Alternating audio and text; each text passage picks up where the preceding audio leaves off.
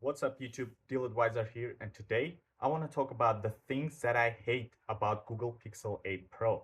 And in my opinion, it's not a good deal, especially if you live outside of the United States. And you need to think twice before pulling the trigger on this phone. Without further ado, let's get into the things that I hate about this device. Many YouTubers claim that heating has been improved, but has it been solved? The first thing you notice right after unboxing and going through the initial setup that it takes quite long and pretty heavy lifting for the chipsets, which results to overheating of the phone. And that's the first impression you get using the phone right out of the box. And the weird thing is that the phone gets overheated mainly from one side, since all the computing power is located there, next to the battery, which adds concerns over the longevity of the battery. Many of the fancy features that could sell to go for a Pixel are either not working, limited, or not available. One of these features are AI-generated wallpapers, which consistently crashes and simply doesn't work after the latest update. And before the update, when it was quote-unquote working, it was far from being perfect. I've set an AI-generated wallpaper, then replaced it with another AI-generated wallpaper that I liked more.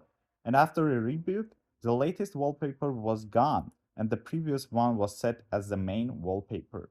And since these are AI generated, you'll never get the same one back again, ever. Another fancy but very useful feature, unfortunately, is very limited, and I don't recall if anyone, including Google, mentioning about this limitation. The audio eraser that lets you control different categories of audio source is only available on videos for some reason. You can't record an audio using the Google's recorder and use the audio eraser, for example. The good thing is that you can convert the recorded audio to a video and then use the audio eraser if you want. However, you'll face other limitations. You can only convert less than 5-minute long audios to a video. And then later you'll find out that you can only use audio eraser for videos shorter than 2 minutes. If you're hoping to use this phone and this feature in particular for content creation or anything else, bear in mind these limitations. Another sad discovery related to the AI-related features was the fact that Summarize article feature is not available outside of the United States. And it's a bit strange to me considering that my system language settings are set to English and the articles are also in English. The workaround could be using VPN if you really need to summarize some articles, but it's really inconvenient.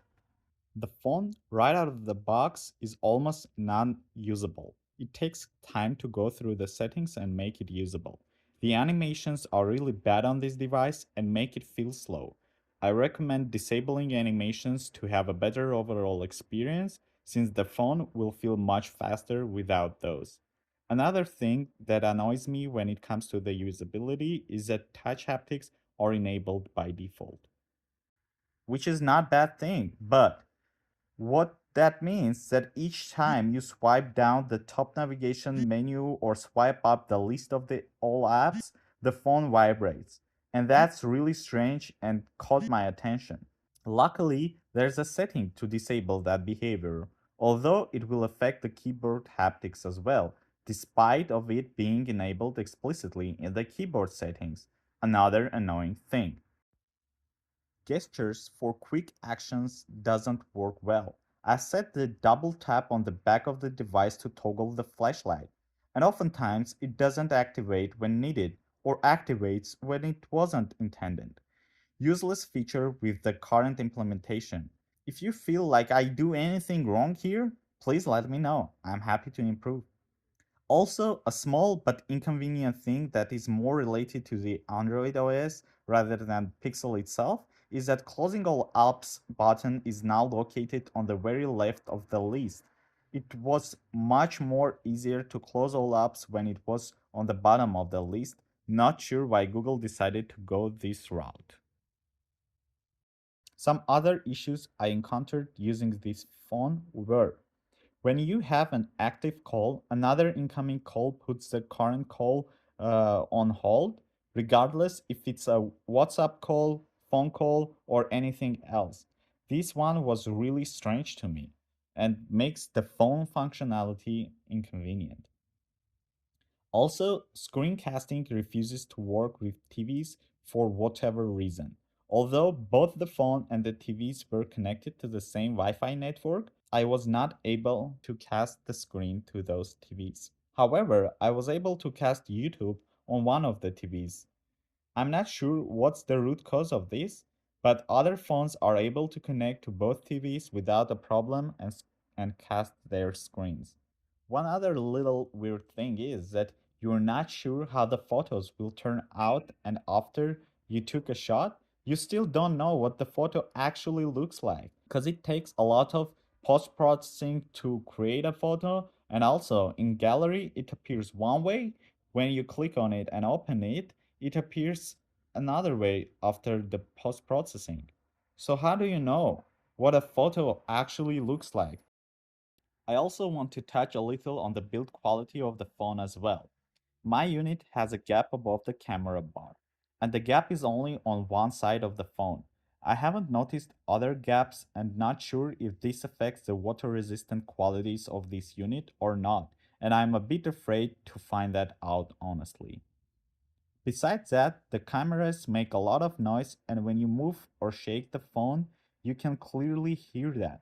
You may think that's not gonna happen often, but every time you answer a phone call and put the phone next to your ear, you're gonna hear that internal camera shake sound, and that creates a cheap device experience and feeling overall.